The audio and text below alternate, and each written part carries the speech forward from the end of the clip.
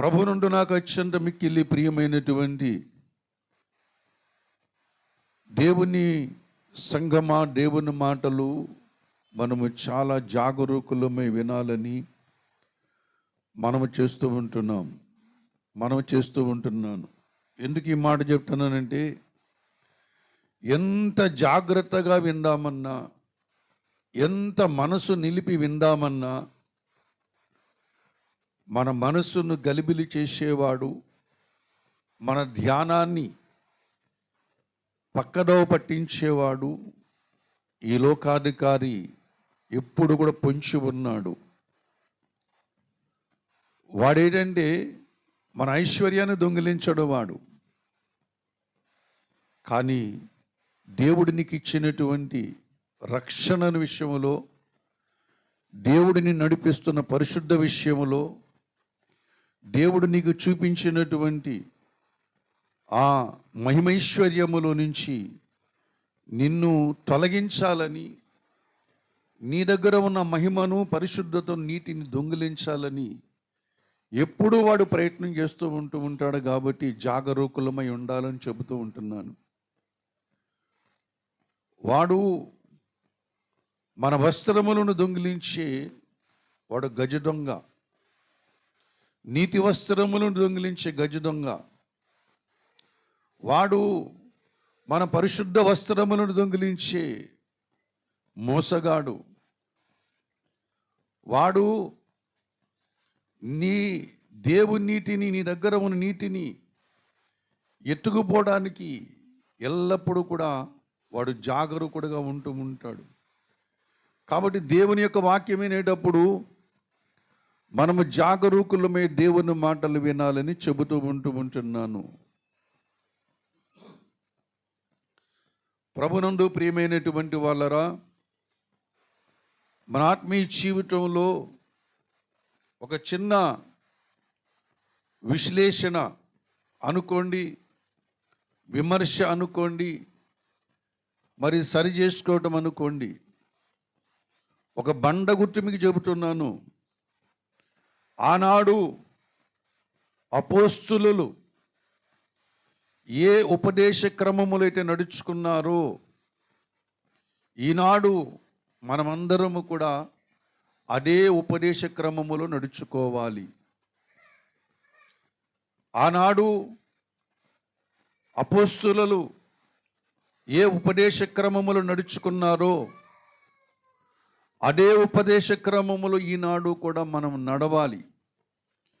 దానికి రవ్వంతా పెరగకూడదు, దానికి రవ్వంతా తగ్గకూడదు. ఆనాడు అపోస్తులు నడిచారు, అలాగా వాళ్ళు నీటి కిరీటాలు పొందుకున్నట్లుగా బైబిల్ గ్రంథం చెబుతూ ఉంటున్నది. అపోస్తులు నడవటమే కాదు, విశ్వాసులు కూడా అలాగే నడిచారు. ఎందుకు నడిచారు అంటే, దేవుడు వారికి తాను చేయబోతున్నటువంటి కార్యములన్నీ కూడా ప్రత్యక్షపరుచుకున్నాడు. దేవుడు ఏమేమి చేయబోతున్నాడో ఆయన అపోస్తులకి ప్రత్యక్షపరుచుకున్నాడు. గనకనే ఆ ప్రత్యక్షత కొరకు వారు చిర ఆస్తులన్నీ అమ్మివేసి, చిర ఆస్తులన్నీ అమ్మివేసి అపోస్తుల దగ్గర, పాదాల దగ్గర పెట్టేశారు. వాళ్ళు, ఇదిగో దేవుని రాజ్యము కొరకు మీరేం చేస్తారో చెయ్యండి, ఇదిగో నా దగ్గర ఉన్న ఆస్తి ఇది అని వారికి అప్పజెప్పేశారు. అంతేకాదు, హంసతుల్య పాన్పుల మీద ఉన్నటువంటి వాళ్ళు కూడా రోడ్డు మీద నడవటానికి ఇష్టపడ్డారు. ధనధాన్యాలు, భోగభాగ్యాలు, భూస్వాములు అనేక మంది ఆ దేవుని యొక్క ప్రత్యక్షతను చూచి తమ జీవితాలను త్యాగం చేసుకున్నారు. ఐశ్వర్యమును వదులుకున్నారు, ఆరోగ్యాలు వదులుకున్నారు, బంగారమును వదులుకున్నారు, ధనధాన్యాలు వదులుకున్నారు, భూములు వదులుకున్నారు, ఇండ్లను వదులుకున్నారు. వదులుకొని రిక్తులుగా వాళ్ళు చేసుకొని దేవుడు చూపించినటువంటి దేవదర్శనమునకు వశలైపోయి ప్రపంచమంతా కూడా చల్లా చెదిరైపోయి ఉండడానికి ఇల్లు లేకుండగా, కట్టుకోవడానికి బట్టలు కరువై, తినడానికి తిండి కరువై, ఆరోగ్యము కరువై, నానా విధములైన శ్రమలన్నీ కూడా పడ్డారు. ఒకప్పుడు ఐశ్వర్యవంతులు, ఒకప్పుడు భాగ్యవంతులు, ఒకప్పుడు అశైశ్వర్యములు కలిగినటువంటి వారు ఎందుకొరకని శ్రమలు పడుతూ ఉంటున్నారంటే దేవుడు వారికి చూపించిన ప్రత్యక్షత అంత గొప్పది. హల్లెలూయా. ఈ జీవితం ముగించిన తర్వాత, ఈ జీవితం ఈ భూమి మీద ముగిసిపోయిన తర్వాత వాళ్ళు చేరుకోవలసిన రాజ్యమును గురించి, వాళ్ళు ఉండవలసినటువంటి దేశమును గురించి పరిశుద్ధాత్మ దేవుడు పరిశుద్ధ గ్రంథములో, లేఖనాల్లో స్పష్టంగా వాళ్ళకి ప్రత్యక్షపరిచినటువంటి వాడు ఈనాడు మన కన్నులకు అది ప్రత్యక్షపరుస్తున్నటువంటి దేవుడు. దేవుని బిడ్డలారా, వాళ్ళందరూ భవిష్యత్తు కొరకు ఎదురు చూసి, ఆ భవిష్యత్తు ఏ భవిష్యత్తు కొరకు ఎదురు చూశారో ఆ భవిష్యత్తును పొందుకొని సమస్తమును కూడా దేవుని కొరకు త్యాగము చేసుకున్నటువంటి త్యాగమూర్తులుగా కనబడుతూ ఉంటున్నారు. అదే విషయాన్ని ఇక్కడ చెబుతూ ఉంటున్నాడు దేవుడు హెబ్రీ రాసిన పత్రికలో. ఏమని చెబుతూ ఉంటున్నాడు? అయితే వారు మరి శ్రేష్టమైన దేశమును, అనగా పరలోక సంబంధమైన దేశము అంటూ ఉంటున్నాడు. అనగా పరలోక సంబంధమైన దేశము, పరలోకము కాదు కానీ పరలోక సంబంధమైన దేశము పోలిక చెబుతూ ఉంటున్నాడు. కొంచెం ముక్కు కళ్ళు ఒకలాగా ఉన్నాయనుకోండి, వీళ్ళిద్దరూ కూడా ఒకలాగే ఒక పోలికలే ఉన్నారనుకుంటారు. కానీ ఒకటేనా? కాదు. పరలోక సంబంధమైన దేశమును చూపిస్తూ ఉంటున్నాడు. దానికి దీనికి సరిపోయే సేమ్ అది ఎలా ఉంటుంది, ఇది కూడా అలాగే ఉంటుంది. కానీ చిన్న తేడా ఉన్నది.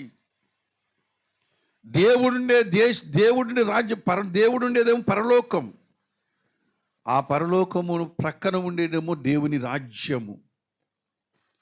దేవుడు దాన్ని సిద్ధపరుస్తున్నాడట. ఆ రాజ్యం ఎటువంటిది? అది పరలోక సంబంధమైన రాజ్యము అని చెప్పేసి ఇక్కడ మాట్లాడుతూ ఉంటున్నాడు, దేశం అని చెబుతూ ఉంటున్నాడు.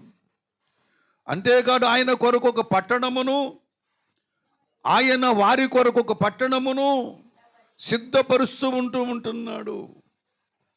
ఇంకా పూర్తి కాలేదు, పూర్తి అవ్వబోతూ ఉంటున్నది. దేవుడు దానికి శిల్పియు నిర్మాణకుడు. ఎవరితో మాట్లాడుతాడు ఈ మాటలు? ఈ భూమి మీద ఉన్న వారితో మాట్లాడుతూ ఉంటున్నాడు. ప్రభునందు ప్రేమ, ఈ భూమి మీద ఎవరితో మాట్లాడుతున్నంటే దేవుడు తన కొరకు ప్రత్యేకించుకున్న ప్రజలతో మాట్లాడుతూ ఉంటున్నాడు. హల్లెలూయా. దేవుడు తన కొరకు ప్రత్యేకించుకున్నాడు కొంతమందిని. పరిశుద్ధ గ్రంథములో చూద్దాం, చూడండి. 19వ అధ్యాయం, నిర్గమకాండం 19వ అధ్యాయము 6వ వచనం చదువుకున్నాను చూడండి. నిర్గమకాండం 19వ అధ్యాయం 6వ వచనం. సమస్త భూమి నాదే కదా, మీరు నాకు యాజక రూపమైన రాజ్యముగాను పరిశుద్ధమైన జనముగాను ఉండురని చెప్పుము. ఇదే యెహోవా వాక్కు. మీరెవరు? దేవుని యాజక రూపమైన రాజ్యము, అంతేకాదు పరిశుద్ధమైన జనము. ఎవరి గురించి మాట్లాడుతున్నాడు? ఎవరు? ఇశ్రాయేలు గురించి మాట్లాడుతున్నాడు. ఇక్కడ కూర్చున్న మన గురించి మాట్లాడుతున్నాడా? ఇద్దరిని ఒకటి చేశాడు. యేసు ప్రభువారు ఈ భూమి మీద పుట్టుట ద్వారా చరిత్రనంతా ఒకటి చేశాడు. ఇద్దరు వ్యక్తులను ఒకటిగా చేశాడు. రెండు జాతుల వారిని ఒకటిగా చేశాడు. ఎవరు వీళ్ళు? యూదులు, రెండో వాళ్ళు అన్యజనులు. ఈ రెండు జాతులే భూమి మీద ఉన్నాయి. దాన్ని మురుకోలు చెప్పుకోవాలంటే ఈ భూమి మీద రెండు జాతులు ఉన్నాయి. ఒకళ్ళేమో నీతిమంతులు, ఒకళ్ళేమో పాపులు. ఈ రెండే జాతులు ఉన్నాయి. ఈ భూమి మీద మంచివారని ఒక జాతి ఉన్నది, చెడ్డవారని ఒక జాతి ఉన్నది. వీటికి మించి ఏమీ లేవు. ఏమనుకున్నా సరే మనుషుని యొక్క మస్తిష్కంలో నుంచి, బుర్రలోంచి పుట్టినవన్నీ కూడా. ఈ కులాలు, మతాలు, ఈ యొక్క జాతులు, ఈ యొక్క దేశాలన్నీ కూడా ఎక్కడి నుంచి పుట్టాయి? మనిషి యొక్క మస్తిష్కంలోంచి పుట్టాయి తప్ప ఇవి దేవుని నుంచి వచ్చినవి కాదు. రెండు జాతులు. ఒకటి దేవుణ్ణి కలిగిన వారు, దేవుని లేనటువంటి వారు. దేవుణ్ణి కలిగిన వారు యూదులు, దేవుణ్ణి కలగకుండగా పోగొట్టుకున్న వారు ఎవరంటే అన్యజనులు. వీళ్ళిద్దరినీ యేసు ప్రభువారు ఈ భూమి మీద పుట్టడం ద్వారా వీళ్ళిద్దరినీ ఏకం చేస్తూ ఉంటున్నాడు. ఎలాగా? సువార్త వలన. సువార్త విశ్వాస జననీయమైనది. సువార్త దేవుణ్ణి, మానవ జాతిని కలపగలిగిన సర్వశక్తి కలిగినటువంటి సువార్త. ఈ సువార్త ద్వారానే వారికి కలిగిన అనుభవాలు మనకి కలిగాయి, మనకు కలిగిన అనుభవాలు వారికి కూడా కలిగి ఉన్నాయి. ఇది ఎలా సాధ్యమైందంటే యేసుక్రీస్తు వలన. యేసుక్రీస్తు వలన దేవుని బిడ్డలారా చరిత్ర అంతా ఒకని చరిత్ర అయిపోయింది. ఈ చరిత్ర అంతా ఎవరైపోయింది? ఒకని చరిత్ర అయిపోయింది. దేవుని నమ్మిన వాడైనా, దేవుని నమ్మని వాడైనా, ఈ సృష్టిలో బ్రతుకుతున్నాడు ఎవడైనా సరే తన బర్త్డే డేట్ వేసుకోవాలంటే ఎవరు ఆధారమై ఉండాలి? యేసు ప్రభువే ఆధారమై ఉండాలి. నీ బర్త్డే వేసుకోవాలంటే దేవుని నమ్మకపో, అది వేరే విషయం. కానీ పలానా రోజు నేను పుట్టాను, పలానా సంవత్సరం పుట్టానంటే దానికి కారణం ఎవరంటే యేసు ప్రభువారే. యేసు ప్రభువారే. క్రీస్తు శకము, క్రీస్తుకు పూర్వము. ఆయన లేకుండా డేట్ వేసుకోవడానికి అవకాశం లేదు. ఆ దేవుడు అందరినీ కూడా ఏకం చేస్తూ ఉంటున్నాడు. యేసులో ఏకమవ్వాలి. ఏమండి? ప్రభునందు ప్రియమైనటువంటి వాళ్ళరా, శ్రీమద్ విరాట్ పోతులూరి వీరబ్రహ్మేంద్రుల స్వాములు వారు ఒక మాట అన్నారు. సముద్రముల నదులన్నీ ఏకమయ్యేను అంటూ ఉంటాడు. నదులన్నీ ఎక్కడయ్యాయి? పోనీ సముద్రములన్నీ ఏకమయ్యానండి, ఎక్కడయ్యాయి? సముద్రాలు ఏకము కాల, నదులు కూడా ఏకము కాల. అంటే అర్థం ఏమిటి? సర్వ మతముల వాళ్ళు కూడా ఏకమవుతారని దాని భావం. గురువులు మాట్లాడేది కొన్ని ఓజనాల దూరంలో ఉంటుంది. అక్కడికి వెళ్ళడం మనకు ఓపిక ఉండదు. కాబట్టి తలకు ఆలోచన, తలకు బుర్రకు తోచిన ఆలోచన చేసుకుంటూ వెళ్ళిపోతూ ఉంటారు. అన్ని మతములు ఏకమయ్యేది ఎక్కడంటే క్రీస్తులోనే, క్రైస్తవంలోని. ఏమండి? ఇక్కడ కూర్చున్న మనం అందరం ఇక్కడ ఉన్నాం. ఒకప్పుడు మన మతాలు వేరు, ఒకప్పుడు మన జాతులు వేరు. కానీ ఇప్పుడు ఒక దేవుని పిల్లలం, ఒక ప్రభుని యొక్క పిల్లలం, ఒకే రక్తమును పంచుకొని పుట్టినటువంటి బిడ్డలు ఇక్కడ ఉన్నారు తప్ప మనకందరికి తండ్రి ఒక్కడే, మనకందరికి గురువు కూడా ఒక్కడే. ఒక తండ్రి బిడ్డలమై ఉంటున్నాం మనం. అటు యూదులు కానివ్వండి, ఇటు మనము కానివ్వండి, ఒక తండ్రి బిడ్డలమై ఉంటున్నామనే సంగతి వీరబ్రహ్మేంద్రుల స్వాములు వారు ఎప్పుడో చెప్పారు. కానీ వీళ్ళు చెవులు మూసుకున్నారు, కళ్ళు మూసుకున్నారు, హృదయాన్నేమో కురువిందము చెకుముకి రాటివలే బండవలే చేసుకున్నారు. ఆ బండలోనికి నీళ్ళెవనను పోయగలడా? బండలోనికి నీళ్ళెవరు పంపించలేరు. ఒకవేళ బండలు నీటిలో ఉన్నా సరే ఆ నీటిని కూడా బండలు స్వీకరించలేవు. నానడానికి అది మట్టి ముద్ద కాదు, బండ. అందుకనే విలువైనటువంటి దేవుని మాటలు, ప్రవచనాలు, మహాత్ముల యొక్క ప్రవచనాలు ఈనాడు మనుషులకు అర్థం కావడం లేదు, మాయలో ఉన్నారు. అందుకనే వాళ్ళు చెబుతారు జగమే మాయ అంటూ ఉంటారు. కానీ మనం జగం మాయని అనము. జగములో దేవుని వెలుగు ప్రకాశిస్తూ ఉంటున్నది.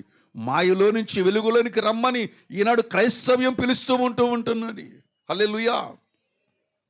క్రైస్తవం పిలుస్తుంది. క్రైస్తవం ఈ లోక సౌఖ్యము కొరకు మనుషుల్ని పిలవడంలా, యేసు ప్రభువారు ఈ లోకమును మీరు సౌఖ్యంగా బ్రతకడానికి దేవుడు పిలవడంలా, ఈ లోకములో భాగ్యవంతులు అయిపోవడానికి దేవుడు మనల్ని పిలవడం లేదు. ఈ లోకములో వెండి బంగారు వస్తువులు కలిగి భూములు కలిగి ధన సంపదను కలిగి ఉండడానికి యేసు ప్రభు పిలవడం లేదు. ఒకవేళ అటువంటి ఆలోచనలు ఉంటే బుర్రలోంచి మొత్తం డస్ట్ చెరిపేసుకోండి.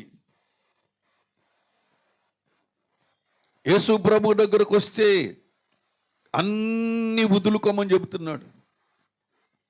ఇష్టపడతారు ఎవరన్నా?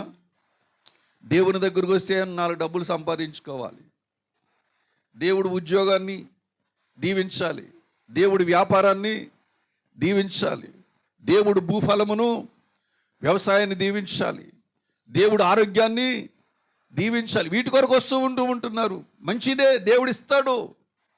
కానీ ఈ ఉద్దేశముతో రావద్దు.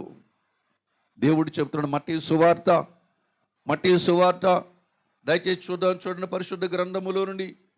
మత్తయి సువార్త 6వ అధ్యాయం 33వ వచనం. కాబట్టి మీరు ఆయన రాజ్యమును నీతిని మొదట వెతుకుడి, అప్పుడు అవన్నీ మీకు అనుగ్రహింపబడును. చాలు. మొదట ఆయన రాజ్యమును నీతిని. ఏమి రాజ్యం? ఏ రాజ్యం ఎదకాలి? ఈ భూలోక రాజ్యాలంటే కాదు.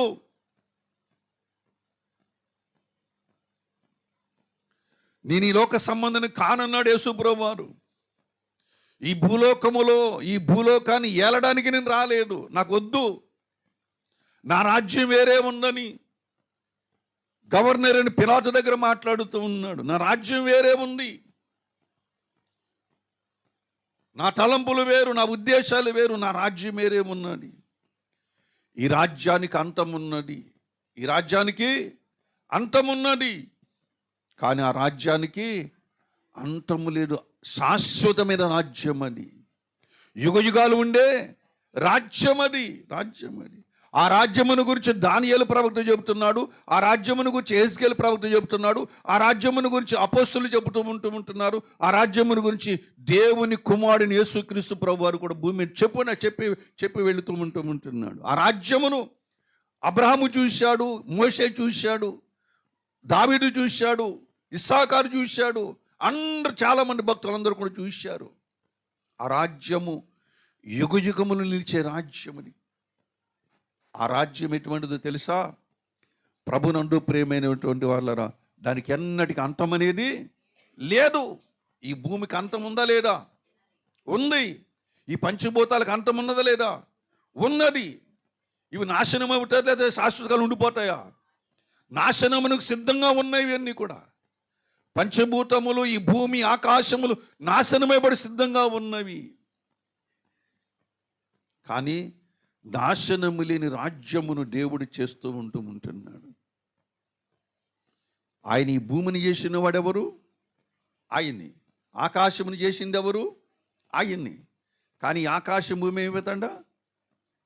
మహావేంద్రముతో లయమైపోతాయని చెప్పేసి మాట్లాడుతూ ఉంటున్నాడు. భూమికి అంతం సమీపించింది, భూమి మీద ఉన్న మనుషులకు అందరికీ అంతం సమీపించింది అని బైబిల్ చెబుతూ ఉంటున్నది. కానీ అబ్రహాము కానీ, మోషే కానీ, బైబిల్లో ఉన్న ప్రవక్తలు కానీ, నేడువని సంఘము కానీ ఈ భూమి మీద ఈ ఆకాశము కొరకు, ఈ భూమి కొరకు మనం బ్రతికే వాళ్ళం కాదని, దీనికి మించిన శ్రేష్టమైన దేశమును దేవుడు మనకి చూపిస్తూ ఉంటున్నాడు. హల్లెలూయా. దేవుడు ఆ చూపించే రాజ్యమునకు దానికి అంతము లేదు, దానికి నాశనము కాదు. అది యుగాలు ఉంటుంది. అది ఆ దేశం ఎటువంటి తెలుసా? దేవుని బిడ్డలారా, ఈ భూమి మీద మనం బ్రతకాలంటే ఏముండాలి? భూమి మీద బ్రతకాలంటే ఆకాశంలో సూర్యుడు ఉండాలి, ఆకాశంలో చంద్రుడు ఉండాలి. కానీ దేవుడు చేయబోతున్న రాజ్యములో ఆకాశం ఉంటుంది కానీ ఆకాశంలో సూర్యుడు ఉండడు, ఆకాశంలో చంద్రుడు ఉండడు. దేవుడు చేయబోతున్న భూమి కూడా ఉంది. ఆ భూమిలో సముద్రం ఉండదు. ఆ భూమిలో ఏముండదు? సముద్రం ఉండదు. ఆ భూమిలో సారము తరిగిపోదు. పంచభూతములు ఏమాత్రం కూడా పాడు కావు. పాడు చేయలేరు. చేయడం పాడు కావంటే మరి పాడు చేయలేరంటే మరి ఎక్కడ అపవాడు ఎక్కడ ఉన్నట్టు ఉంటుంది. ఆ భూమి మీద చీకటి అనేది లేదు. ఆ భూమి మీద ఏమి లేదు, చీకటి లేనటువంటి భూమి దేవుడు చేయబోతున్నాడు. దాంట్లోనికి మనల్ని కూడా ఆహ్వానిస్తూ ఉంటున్నాడు. హల్లెలూయా. యెషయా గ్రంథం 66వ అధ్యాయము దయచేసి చదువుకుందాం. చూడండి, పరిశుద్ధ గ్రంథములో నుండి యెషయా గ్రంథం 66వ అధ్యాయము 22వ వచనం చదువుకుందాం. 66:22. నేను సృజించబోవు కొత్త ఆకాశమును కొత్త భూమియు లయము కాక నా సన్నిధిని నిలిచినట్లు నీ సంతతియు నీ నామము నిలిచి ఉండును. ఇదే యెహోవా వాక్కు. నీ ప్రజలు నా సన్నిధి నిలిచి ఉంటారు. నేను సృజింపబోవు క్రొత్త ఆకాశము క్రొత్త భూమి. సృజించాడా లేదా? లేదు. సృజించున్నాడని ఇంకా శిల్పి నిర్మాణకుడే. ఏమండి, ఒకసారి యూట్యూబ్లో నేను చూశాను. జస్ట్ మనిషి యొక్క ఆలోచనలో చిన్న గ్రాఫిక్స్ మీకు పెట్టాను కూడా నేను. మనిషి యొక్క ఆలోచనలు ఇంత అద్భుతంగా ఆకాశంలో ఉన్నాయి. ఇక్కడ ఎక్కడున్నాయి? అదే కింద మేఘాల కింద తిరుగుతుంటున్నాయి. కానీ ఎక్కడున్నాయి? ఎక్కడయ్యి? ఆకాశంలో ఉన్నాయి. గత కాలంలో మీకు ఎప్పుడో చెప్పాను మాట, గుర్తున్నా మీకు? ఆకాశములో మేడగదులట. ఆకాశములో మేడగదులు అంటూ ఉంటున్నాడు. ఆకాశములో ప్రపంచమును నిర్మించగలిగినటువంటి గొప్ప దేవుడు మన ప్రభు అయిన యేసుక్రీస్తు వారు. ఈ లోకంలో కొండల మీద గుహల మీద ఏమండి ప్రభునందు ప్రేమ సెలయేరుల దగ్గర ఉండేవాడు కాదు ఈయన. ఎక్కడుంటాడు ఈయన? ఆకాశము కంటే మహా హెచ్చైనటువంటి దేవుడు ఆకాశములో, ఆ క్రొత్త ఆకాశములో మేడగదులు నిర్మిస్తూ ఉంటున్నాడు. నా మేడగది ఎక్కడుందో నాకే తెలియదు, ఆయన చూపించాలి. మీ మేడగది ఎక్కడుందో మీకే తెలియదు, ఆయన చూపించాలి. అక్కడికి వెళ్ళి చూపిస్తాడు. ఎంత అందంగా ఆ గ్రాఫిక్స్ వచ్చి చిత్రీకరించారండి. అలా గ్రాఫిక్స్లో కనబట్టలేదండి, అంటే ఒరిజినల్గా కనబడుతూ ఉంటుంది. ఈ సృష్టిలో ఎటువంటి మానవుడు కూడా అటువంటి చేయలేదు. కానీ గ్రాఫిక్స్లో మాత్రం మరి అంత చక్కగా చిత్రీకరించాడు. అంటే మనిషి యొక్క ఆలోచనలు ఎంత ఉన్నతంగా ఉన్నాయి చూడండి. ఆ జ్ఞానం ఎవడు పెట్టాడు? దేవుడే పెట్టాడు. ఆ లోకము కొరకు దేవుడు మనుషులు సంఘాన్ని సిద్ధపరుస్తూ ఉంటున్నాడు. దాని కొరకు మనం సిద్ధపడాలి. ఆ దేవుడు దేనికి శిల్పి నిర్మాణకుడై ఉన్నాడు, దేనికి యుగాలు ఉండే దేవుడిగా ఉన్నాడు. అక్కడికి దానికి వెళ్ళడానికి సిద్ధపరచబడాలి. అక్కడికి వెళ్ళాలంటే మార్గం ఎవరో తెలుసా? యేసుక్రీస్తు ప్రభువారి మార్గం. అందుకని ఆయన చెప్పాడు, ఎవ్వరు అనేటువంటి మాట. ఈ భూమి మీద మహానుభావులు ఎంతోమంది పుట్టారు, గిట్టారు. ఈ నేను భూమిని ఉద్ధరిస్తానని చెప్పేసి, మేము దైవావతారాలని చెప్పేసి అనేక మంది వచ్చారు, పోయారు. కానీ ఎవరు కూడా ఈ మాట మాట్లాడలేడు. ఎవరు మాట్లాడారు ఆ మాట? నేనే మార్గమును, నేనే సత్యమును, నేనే జీవమును, నా ద్వారా తప్ప ఎవడును తండ్రి యొద్దకు రాలేడని చెప్పేశాడు. కరాఖండిగా, నిర్మోహమాటంగా. చెప్పేశాడు. అంతేగాని నేను ఇలా చెప్పలేడు. ఎలాగంటే, ఇదిగో నువ్వు మంచి పనులు చేసుకుంటే పూర్వ జన్మలో వచ్చే జన్మలో ఎలా పుడతావు? నువ్వు మహారాణిగా పుడతావు. నువ్వు మంచి పనులు చేసుకుంటే, నువ్వు పుణ్యం చేసుకుంటే ఏమండి, నువ్వు బ్రాహ్మణ్ణి కానీ మీరు పూజిస్తే, బ్రాహ్మణుడు చెప్పినట్టు వింటే, బ్రాహ్మణ్ణి కానీ మీరు బ్రాహ్మణికి దానం చేస్తే నువ్వు నిజంగా మహారాణివే పుడతావు అని చెప్పేసి అంటూ ఉంటారు. ఇంత కాలం మనం పుట్టింది మొదలుకొని తాతల దగ్గరికి వెళ్ళొద్దు. మనం పుట్టింది మొదలుకొని ఎంతోమంది సద్బ్రాహ్మణులకి ఎంతోమంది సహాయం చేసిన వాళ్ళు, వాళ్ళ పాడాల దగ్గరికి వెళ్ళి పూజలు చేసుకున్న వాళ్ళు, వాళ్ళ పాడాలకు అడిగి పశువుని నెత్తి మీద వేసుకున్నటువంటి వాళ్ళు, దాన ధర్మం చేసినవాడు ఒక్కడు కూడా మహారాణిగా పుట్టలేదు ఇంతవరకు. భవిష్యత్తులో కూడా పుట్టబోరు. మనుషుల్ని వెర్రివెంగళప్పలను చేసి ఆ జాతి మనుషుల్ని ఆడుకుంటుంది. మనుషులతో ఆడుకుంటున్నారు వాళ్ళు. కఠినంగానే మాట్లాడుతున్నాను, ఏమైనా పర్వాలా. అన్నిటికీ తెగించే యేసుప్రభుని నమ్ముకున్నా, అన్నిటికీ తెగించే సువార్తకు వచ్చాను. తప్పుడో సమాజాన్ని, లోకాన్ని తప్పుడో పట్టిస్తున్నది వాళ్ళే మొట్టమొదటి ప్రభుని నమ్ముకున్నారు, యేసుప్రభుని నమ్ముకున్నారు కేరళ రాష్ట్రంలో. వాళ్ళ ద్వారా బైబిల్ అనువాదం జరిగింది. కానీ ఈనాడు వాళ్ళే ఏం చేస్తున్నారు? ప్రజలు తప్పుడో పట్టిస్తూ ఉంటున్నారు. నువ్వు ఇలా చేసుకుంటే నువ్వు మహారాణి అయిపోతావు, ఇలా చేసుకుంటే రేపు పొద్దున్న నువ్వు ధనవంతుడు కొడుకు కూతురుగా పుడతావు, ఇలా చేసుకుంటే అలా పుడతావు, ఇలా చేసుకుంటే ఇలా పుడతావు అని చెప్పేసి మనుషులను మోసం చేస్తున్నటువంటి వాళ్ళు. కానీ దేవుడైతే దేవుడు చేయబోతున్న కార్యం ప్రత్యక్షపరుస్తున్నటువంటి వాడు. దేవుని ప్రజలారా, మరణం ఉన్నది, ఈ భూమి ఆకాశము ఈ లోకము మనుషులను అంతం కాబోతూ ఉంటున్నారు. అయితే ఈ లోకముతో పాటు మీరు అంతం కాకుండా ఉండాలంటే దేవుడు మీ కొరకు సిద్ధపరిచినటువంటి లోకములోనికి రావాలని దేవుడు అందరినీ పిలుపునిస్తూ ఉంటున్నాడు. అందుకని నీతో నాతో మాట్లాడాడు. పరిశుద్ధమైన పిలుపుతో దేవుడు మిమ్మల్ని పిలిచాడు. హెబ్రీయులకు రాసిన పత్రిక 3వ అధ్యాయం 1వ వచనం చదవండి. హెబ్రీయులకు రాసిన పత్రిక 3వ అధ్యాయం 1వ వచనం చదువుకుందాం. ఇందువలన పరలోక సంబంధమైన పిలుపులో చాలైన పాలు పొందిన పరిశుద్ధ సహోదరులారా అంటూ ఉంటున్నాడు. ఏ పిలుపులో పాలు పంపులు పొందారు? పరలోక సంబంధమైన పిలుపులో పాలు పంపులు పొందిన పరిశుద్ధ సహోదరులారా నిన్ను పిలుస్తున్నాడు.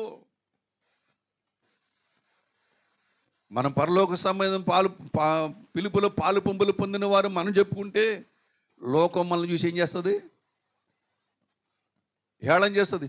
వీళ్ళ పరలోకి వెళ్ళేది ఈ చెడు పనులు చేసేవాళ్ళ, ఈ దిక్కుమొక్కు లేని వాళ్ళ, పాసి పనులు చేసుకునేవాళ్ళ, నౌకరీ చేసుకునేవాళ్ళ, వీళ్ళ పరలోకం వెళ్ళలేదని లోకం హేళన చేస్తుంది. నిజమే అక్షర సత్యం చెబుతూ ఉంటున్నా, నిజమే దేవుని బిడ్డలారా. కానీ పరలోక రాజ్యం ఎలాగెళ్తున్నారంటే మా శక్తి మీద, మా జ్ఞానం మీద, మా అంతస్తు మీద ఆధారపడి కాదండి, దేవుని కృప మీద ఆధారపడి దేవుని మాట వినటం ద్వారా వీళ్ళ పరలోక రాజ్యం ఏం చేస్తున్నారు? వీళ్ళు చేరుకుంటూ ఉంటున్నారు. అన్ని మంచి పనులు చేసి అన్నీ కలిగి ఉన్నవారు ఎందుకు పరలోక రాజ్యం రావట్లేదంటే యేసు ప్రభు మాట వినకపోవటం వల్ల వాళ్ళు ఎక్కడ రావట్లేదు? పరలోక రావట్లేదు. ఎందుకని? దేవుడే యేసుక్రీస్తుని సృష్టికి మధ్యవర్తిగా చేశాడు. హల్లెలూయా.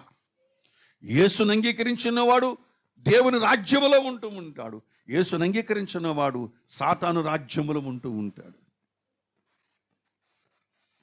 అందుకొరకు దేవుని రాజ్యము కొరకు, దేవుడు చేయబోతున్న నూతన లోకము కొరకు, నూతన భూమి, నూతన ఆకాశము కొరకు, దేవుడు చేయబోతున్న సృష్టిలో నీవు నేను పాలు పంపులు పొందాలని, అక్కడికి రావాలని, ఆ రాజ్యమునకు యుగయుగములు నిలిచే రాజ్యమని పరిశుద్ధ గ్రంథము, బైబిల్ గ్రంథం తేటగా తెలియచే.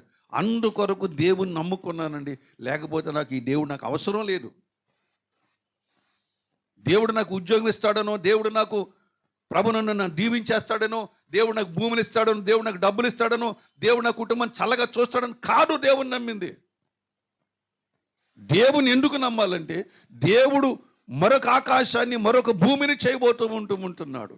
ఆనాడు దూతలకు చెప్పాడు, భూమిని నిర్మిస్తానని చెప్పినప్పుడు కొన్ని యుగాలు ఎదురు చూశారు. వాళ్ళు ఎదురు చూడగా ఆయన భూమికి పునాదులు వేసినప్పుడు వాళ్ళు జై జయ ధ్వనులు చేశారని లేఖనమే చెబుతుంది. అట్టి రీతిగానే దేవుడు ఒక నూతన లోకాన్ని, నూతన భూమి, నూతన ఆకాశాన్ని చేయబోతున్నాడని యెషయా గ్రంథంలో చెబుతూ ఉంటున్నాడు.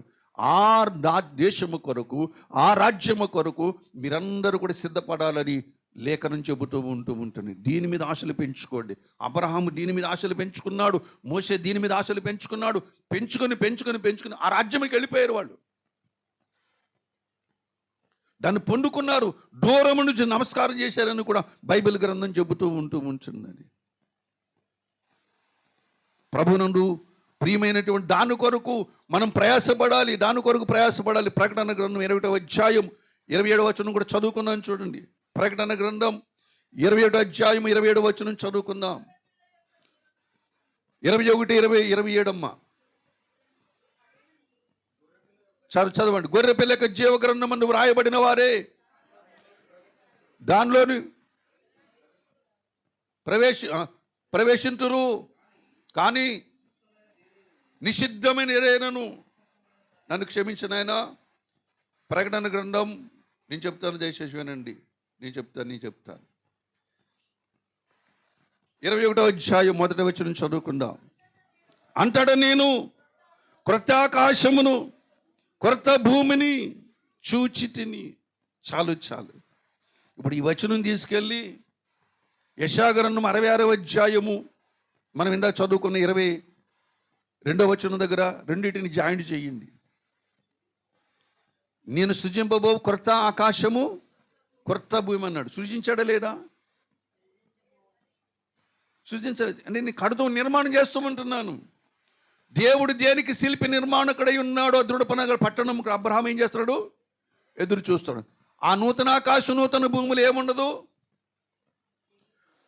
సూర్యుడు ఉండడు, చంద్రుడు ఉండడు.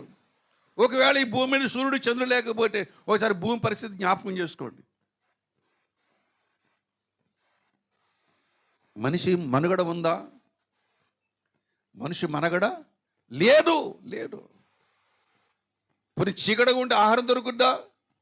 దొరకదు. రాత్రి పగలనేది కూడా జరగదు. ప్రభునందు ప్రియమైనటువంటి వాళ్ళరా, ఆ వెలుగు సూర్యచంద్రుడు లేకపోయినట్లయితే భూమి ఒక మొక్క కూడా మొలిపించదు, మొలవదు. భూలోకం అంతా చీకటమయమైపోతూ ఉంటున్నది. కానీ దేవుడు సృజించిపోతున్న లోకంలో ఏముండదంట? సూర్యుడు ఉండడు, చంద్రుడు కూడా ఉండడు, కానీ ఆకాశం మాత్రము ఉంటున్నది. భూమి ఉంటున్నది కానీ భూమి మీద సముద్రము కూడా ఉండదు. సముద్రం లేకపోతే రాత్రి పగలు ఎలా తెలుస్తుంది?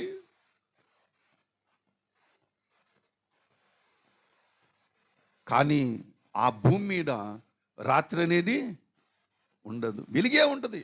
భూమి మీద వెలుగు ఉంటుంది, ఆకాశంలో కూడా వెలుగు. అంటే మన లెక్క ప్రకారంగా మన రోజుకి ఎన్ని గంటలు? 24 గంటలు. 24 గంటలు ఏముంటుంది? వెలుగు ఉందనుకోండి, ఎలాగ ఉంటుంది మనకి? అసలు మనిషి మనుగడ జీవితానికి చాలా కష్టం. 8 గంటల మించి కష్టపడ్డాం అనుకోండి, ఎలా ఉంటుంది? ఒక గంట కష్టపడ్డాం అనుకోండి, ఈయన బుర్ర తినేస్తున్నాడు రా బాబు,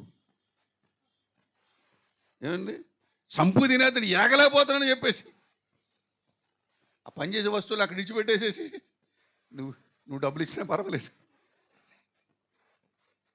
కానీ దేవుడు చేయబోతున్న భూమి, దేవుడు సృజించబోతున్న భూమి, దేవుడు సృజించబోతున్న ఆకాశము ఎటువంటివంటి ఆ ఆకాశము భూమి ఉంటుంది. కానీ దేవుని బిడ్డలారా, ఆ భూమి మీద సూర్యుడు ఉండడు, చంద్రుడు ఉండడు.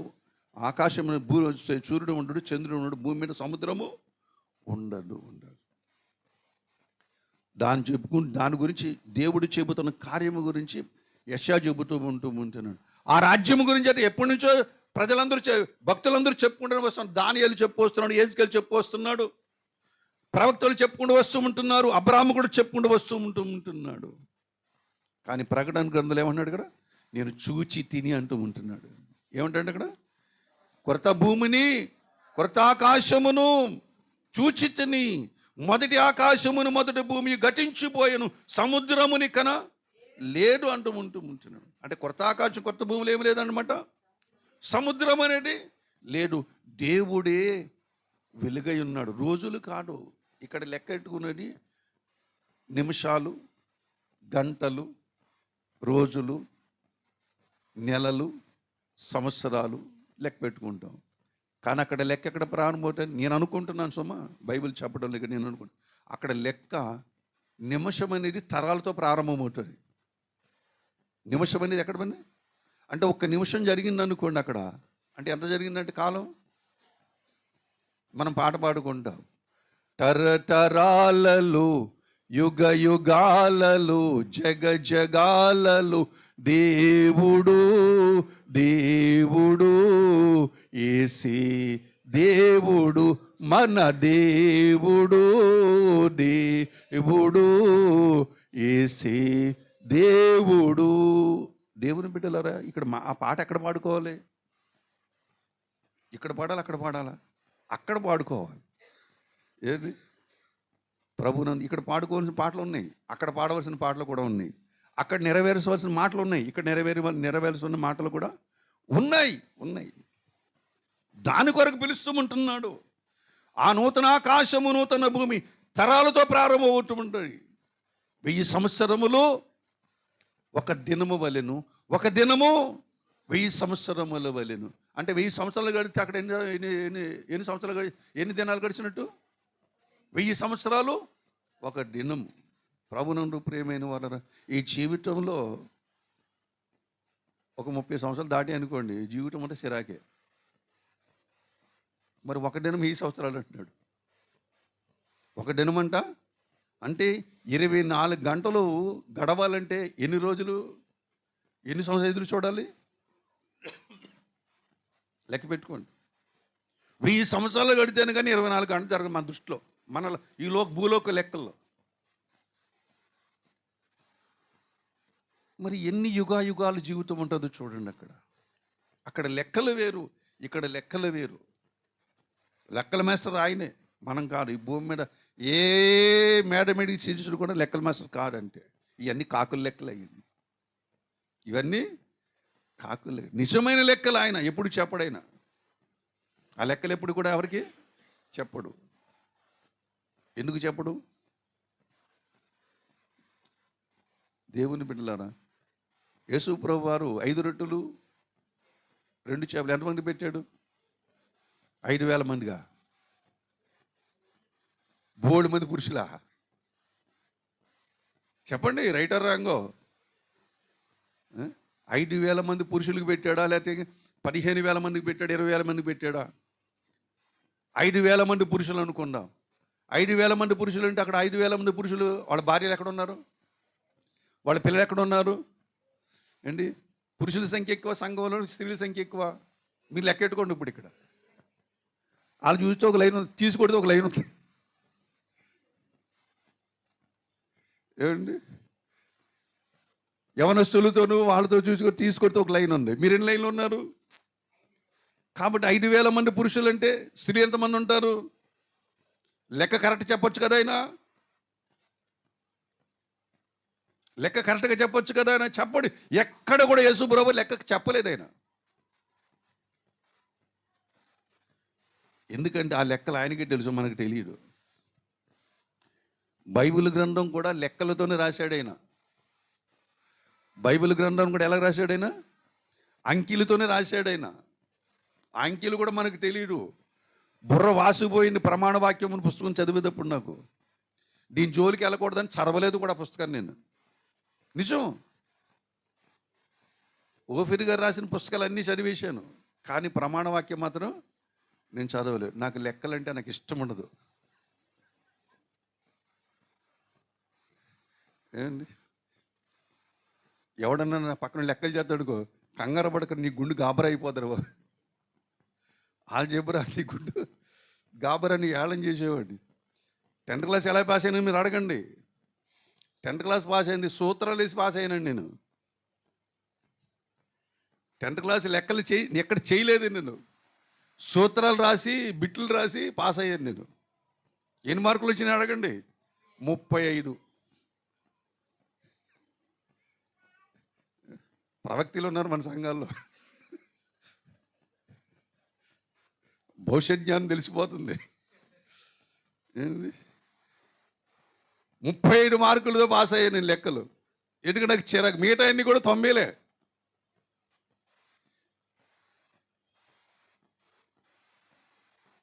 దేవుని బిడ్డలారా, దేవుడు లెక్కలు ఎక్కడ కూడా చెప్పలేడు, క్లియర్గా చెప్పలేడు. ఆయన చెప్పడం కూడా. ఎందుకంటే రహస్యములు దేవుడైన యెహోవాకు చెందును. ఆయన దగ్గర ఉన్నాయన్నీ కూడా. ప్రభునందు ప్రియమైన వారా, లెక్కలు ఆయన కరెక్ట్గా చెప్పగలిగిన వాడు. కరెక్ట్గా ఏ టైంలో ఈ భూమిని ముగించాలి ఆయనకు తెలుసు, ఈ సృష్టిని ముగించాలి ఆయనకు తెలుసు. ప్రభునందు ప్రియ, అందుకనే ఆయన ప్రతిదీ లెక్కల ప్రకారంగా చేస్తూ ఉంటాడు. నువ్వు అడిగినట్టు ఇచ్చాడైనా. అబ్రహాము దేవునికి ఇష్టడే కాదా? ఇష్టడే. అబ్రహాముకి దేవుడు ఇష్టడే. కానీ అబ్రహాము కొడుకుని అడిగి తీర్చేశాడనే. ఇవ్వలా. ఎందుకు ఇవ్వలేదు? ఆ లెక్కలు ఆయన చేతుల్లో ఉన్నాయి. ఎప్పుడు ఇవ్వాలో ఎవరికి ఎప్పుడు ఇవ్వాలో దేవునికి తెలుసు. రోజు ఏం చేద్దాం? కొడుకునియ్యి. మనమైతే ఒక 4-5 సార్లు ప్రార్థన చేస్తాం. ఇంక చేయలేకపోతే పాస్టర్ గారు మాకు సంతానం లేదని ప్రార్థన చేయండి, పాస్టర్ గారు మీద పడతారు భుజం మీద. ఆ పాస్టర్ గారు 4 రోజులు 3 రోజులు చేస్తాడు. అక్కడికి ఆయన కూడా వదిలేస్తూ ఉంటాడు. అప్పుడు తర్వాత ఒకవేళ పొరపాటును కానీ వారి భార్య గర్భవతి కొడుకుని కన్నది అనుకోండి, వాళ్ళందరూ వచ్చి చెప్తారు, మీరు ప్రార్థన చేశారు కాబట్టి మీరు అందరూ ప్రార్థన ఎప్పుడో మర్చిపోయారు వీళ్ళు. అప్పుడు మాలాంటి కాలగ్రస్తమాట చూసాం మా పవర్ ఏంటి. సిగ్గు లేకపోతే సరి, నీ పవర్ నాలుగు పవర్ కాదు. దేవుడి నిర్ణయ కాలములు. శారా నిర్ణయ కాలమును దేవుడు శారాను దర్శించాడు. నిర్ణయ కాలములు యోసేపును ఇసాకును ఇచ్చాడు. నిర్ణయ కాలములోనే దర్శిస్తూ ఉంటాడు. అలాగే జకరియా ఎలిజబెతును కూడా నిర్ణయ కాలములోనే దర్శించాడు. వృద్ధాప్యములను బిడ్డలు ఇచ్చాడు వాళ్ళకి.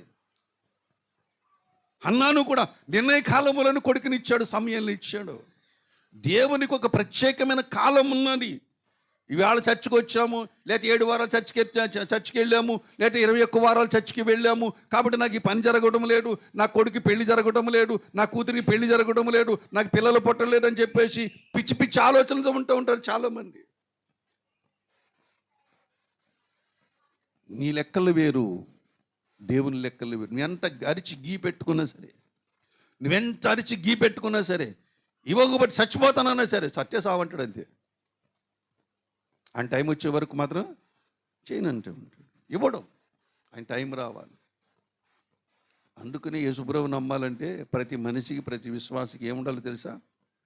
ఏమండి? ఓర్పు ఉండాలి, సాత్వికం ఉండాలి, దీన మనసు ఉండాలి. ఈ 3 ఉంటేనే దేవుని నమ్ముకోండి.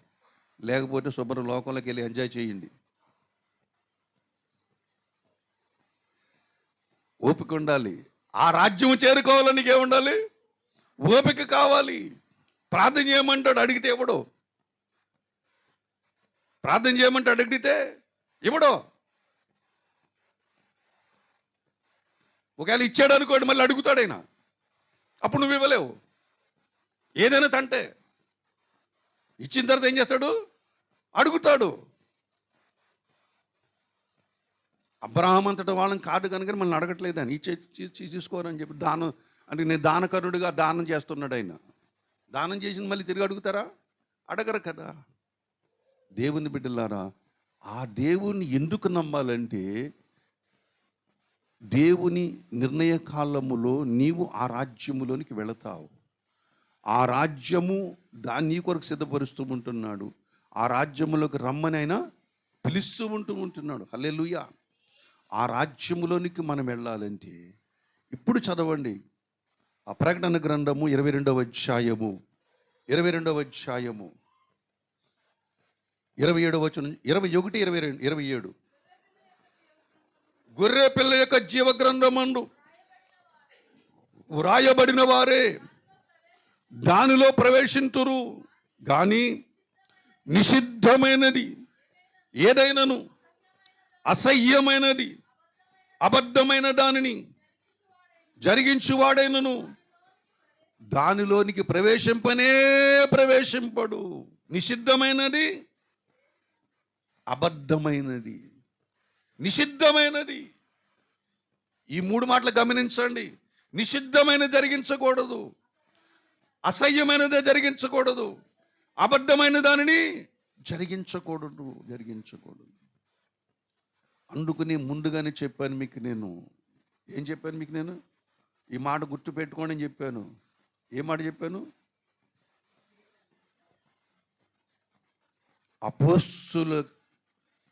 అపోస్తులు ఏమైతే చేశారో ఈనాడు మనం అదే చెయ్యాలి. అపోస్తులు అబద్ధమైనదాన్ని జరిగించలేదు, నిషిద్ధమైన దాన్ని కూడా జరిగించలేదు, అసహ్యమైన దాన్ని కూడా జరిగించలేదు. వారు దేవుని ప్రణాళిక కొరకు తమ జీవితాలు ఏం చేశారు? త్యాగం చేసుకున్నారు. ప్రభునందు ప్రియమైనటువంటి వాళ్ళరా, దేవుని మాటలు జాగ్రత్తగా వినండి. యేసు ప్రభు దగ్గరకు వచ్చారు. ఇది మీ వల్ల జరిగింది కాదు, సాక్షాత్తు దేవుడే మిమ్మల్ని ఇక్కడ తీసుకుని వచ్చాడు. ఎవరో మనుషులు ప్రోత్సహిస్తే ఇక్కడికి మీరు రాలేడు, ఎవరో మనుషులు చెబితే మీరు ఇక్కడికి రాలేడు. దేవుడు మీ హృదయములో కార్యము జరిగించాడు కనుకనే మీరు ఇక్కడికి వచ్చారు. ఈ కార్యం జరిగించకపోతే ఈ చర్చి కంటే గొప్ప చర్చిలు కొవ్వూరు పట్టణములు బోళ్ళను ఉన్నాయి. హాయిగా బెంచీల మీద కూర్చుని, చక్కగా ఫ్యాన్ కింద కూర్చుని, ఎండ కాస్తే ఏసీ వేసుకుని, పైకి లేచి కింద కూర్చుని గుంజీలు తీసి కానుకలు సమర్పించి హాయిగా ఒకరి గురించి ఒకరు పరిచయం లేకుండా, ఒకరిని పట్టించుకోకుండా హాయిగా వెళ్ళి హాయిగా వచ్చే చర్చలు చాలా ఉన్నాయి. కానీ మీరు ఇక్కడికి ఎందుకు వచ్చారు? ఇక్కడికి ఎందుకు వచ్చారంటే సేవకుడు నచ్చి కాదు. నేను క్లియర్గా చెప్తున్నా, సేవకుడు నచ్చి కాదు, ఇక్కడ చర్చ్ నచ్చి కాదు, ఇక్కడ మనుషులు నచ్చి కాదు. ఇక్కడ మీకు నచ్చింది ఒకటే, దేవుని వాక్యం. హల్లెలూయా. మనకు నచ్చింది ఒకటే, అదే ఉండాలి. నీకు నాకైనా అదే ఉండాలి. వాక్యమే మనకు కావాలి. ఎందుకంటే బతుకు తెరుగు వరకు దేవుని నమ్ముకోలా. ఈ భూమిని బ్రతుకులో పరలోక రాజ్యమును సాధించడం కొరకు దేవుని దగ్గరకు వచ్చాము. రూపాయల కొరకు దేవుని నమ్ముకోలా. కొంతమంది పనికిమాలిన ముష్టి వెధవలు మాట్లాడుతున్నారు దశంభాగాల గురించి.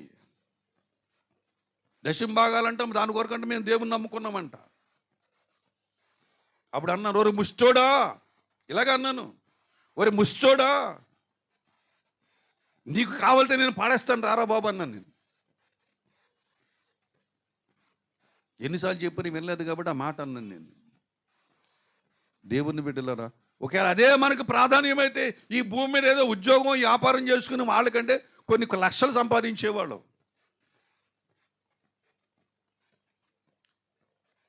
ఏ రోజైనా ఇదంతా సంపాదించినంత విడిచిపెట్టాలి కదా. ఈ భూమి మీద మనం ఏం చేయాలి? విడిచిపెట్టాలి. ప్రభునందు నాకు అత్యంత మిక్కిలి ప్రియమైనటువంటి వాళ్ళరా, దేవుని బిడ్డలారా, ఈ మాటలు జాగ్రత్తగా ఆలకించండి. ఆ రాజ్యములోనికి వచ్చేవాడు ఎవరైనా సరే నిషిద్ధమైనది జరిగించకూడదు. హల్లెలూయా. చిన్న మాటలు చెప్పి ముగిస్తాను, కొన్ని మాటలు చెప్పి ముగిస్తాను. ధూపవేదిక అంటే చిన్న కూజా చెంబులాగా ఉంటుంది, దానిపైన మూత ఉంటుంది, దానికి 4 ప్రక్కల కూడా బంగారుపు తాళ్ళు ఉంటాయి మాట. ఆ ధూపవేదికలో నిప్పులు వేసుకొని దాని మీద ధూప ద్రవ్యములు వేసి ఆ పొగ వచ్చినప్పుడు మండసము చుట్టూ ప్రతి వస్తువు చుట్టూ కూడా ధూపం వేస్తూ ఉంటారు. ఆ ధూపాన్ని దేవుడు ఆగ్రాణిస్తూ ఉంటాడు, సువాసనగా ఆగ్రాణిస్తూ ఉంటాడు. ఇశ్రాయేలు ప్రజలు క్షమిస్తూ ఉంటాడు. అటువంటి ధూపవేదిక ఉన్నది. ఆ ధూపవేది మీద దాంట్లోనికి బలిపీఠం మీద నిప్పులు తీసుకురొచ్చి దాంట్లో పొయ్యాలి. ఎక్కడ నిప్పులు తీసుకురావాలి? బలిపీఠం మీద నిప్పులు తీసుకొచ్చి దాంట్లో పొయ్యాలి. దాంట్లో వేసి అప్పుడు దాని మీద ధూపద్రవ్యములు వెయ్యాలి. అప్పుడు పొగ సాంబ్రాణి పొగ ఎలాగైతే పైకి జుమ్మని వస్తూ ఉంటుందో అలాగ వస్తూ చాలాసేపు వస్తూ ఉంటుంది. నేను చూశాను అది ఇజ్రాయెల్ దేశంలోని మందిరంలో చూశాను. వాళ్ళ యాజకుడు ఎటువంటి వస్త్రాలు కలిగి ఉంటాడు అదే వస్త్రాలు కలిగి ఉన్నాడు, అలాగే ఉంటారు, అలాగే వాళ్ళు తిరుగుతూ ఉంటారు. ఆయన చుట్టూ కొంతమంది జనాలు ఉంటూ ఉంటారు. తిరుగుతూ ఉన్నప్పుడు జనాలందరూ దూరంగా వెళ్ళిపోతూ ఉంటారు, దగ్గరికి చేరుకోరు. అది మోసే ధర్మశాస్త్రం చెప్పినట్టుగా చేస్తూనే ఉంటూ ఉంటారు. ఆ ధూపం నిప్పులు వేసుకుని వచ్చారు, తిరుగుతూ ఉంటున్నారు. కానీ బైబిల్ గ్రంథములో అహరోను కుమారులు ఎవరండి? అహరోను ఎవరు? ప్రధాన యాజకుడు. మోషే నాయకత్వంలో ప్రధాన యాజకుడు ఎవరు? అహరోను. అహరోనికి 2 కొడుకులు పుట్టారు. 2 కొడుకులు కూడా యాజకత్వం చేస్తూ ఉంటున్నారు. 2 కొడుకులు యాజకత్వం చేస్తూ లేవియాకాండం 10వ అధ్యాయం 1వ వచనములో 4వ వచనం అనుకుంటా, దయచేసి చూద్దాం, చూడండి. లేవియాకాండము 10వ అధ్యాయము